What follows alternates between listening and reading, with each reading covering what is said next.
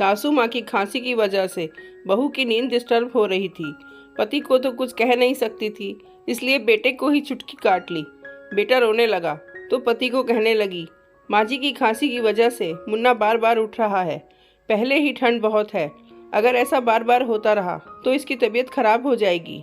पति उठकर माँ के पास गया और माँ को डांटने लगा, लेकिन माँ की खांसी कहाँ रुकने वाली थी, उन्हें तो टीबी था। तो बेटे ने गुस्से में आकर माँ का बिस्तर घर के आंगन में लगा दिया। माँ के पास ठंड में ओढ़ने के नाम का सिर्फ एक फटा पुराना कंबल ही था। उस दिन ठंड बहुत थी, माँ कांपती रही, पर खांसी थी कि रुकने का नाम ही नहीं ले रही थी। बहू की नींद फिर से डिस्टर्ब हो गई।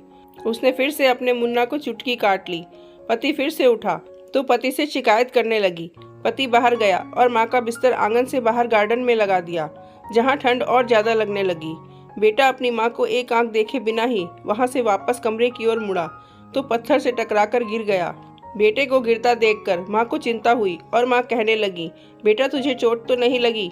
लेकिन बेटे ने अपनी माँ की बात का कोई जवाब नहीं दिया और वहां से वापस अपने कमरे में आ गया।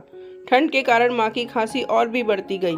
कभी उल्टी होती तो कभी कभी उसकी सांस रुक जाती और पता नहीं बेचारी कब खांसती खांसती हमेशा के लिए खामोश हो गई।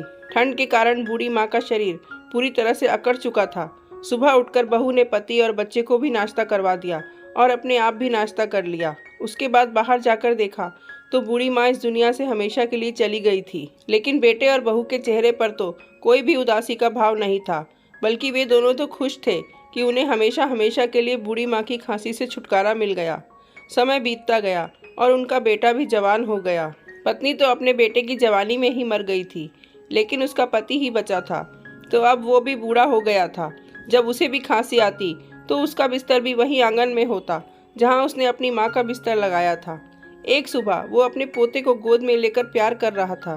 रात को बच्चा बीमार हो गया तो बहू ने सारा इल्ज़ाम अपने ससुर पर लगा दिया और अपने पति से कहने लगी कि ससुर ने हमसे बदला लेने के लिए हमारे बच्चे को बाहर ठंड में सुला लिया, और जब मैंने अपना बच्चा मांगा तो वो मुझे गालियाँ देने लगे और कहने लगे कि तू मेरे पोते को मुझसे दूर कर रही हो, और अब देखो इनकी वजह से हमारा बच्चा बीमार हो गया।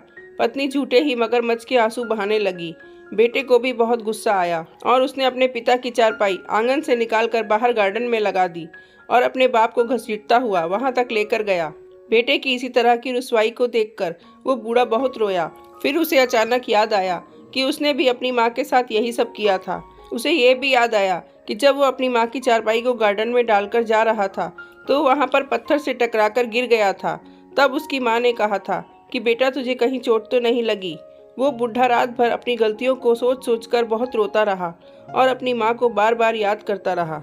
वो सुबह उठकर हमेशा के लिए वृद्ध आश्रम चला गया और सोचने लगा कि कहीं मैं भी अपनी माँ की तरह ठंड में ठिठुर ठिठुर कर मर गया तो कहीं मेरे बेटे के साथ भी वही ना हो जो मेरे साथ हुआ। मैं अपने बेटे से दूर रहूंगा और अपने पोते के प्यार से वंचित रह लूंगा, क्योंकि मैंने भी तो अपनी माँ को अपने प्रेम, आदर और सम्मान से वंचित रखा था और मैं इसी लायक हूँ। यही मेरी सजा है। अपनी जिंदगी में हम जैसा भी करते हैं, अच्छा या बुरा, वो घूम फिर कर वापस हमारे पास ही आता है। इसलिए हमें हमेशा अच्छे कर्म करने चाहिए।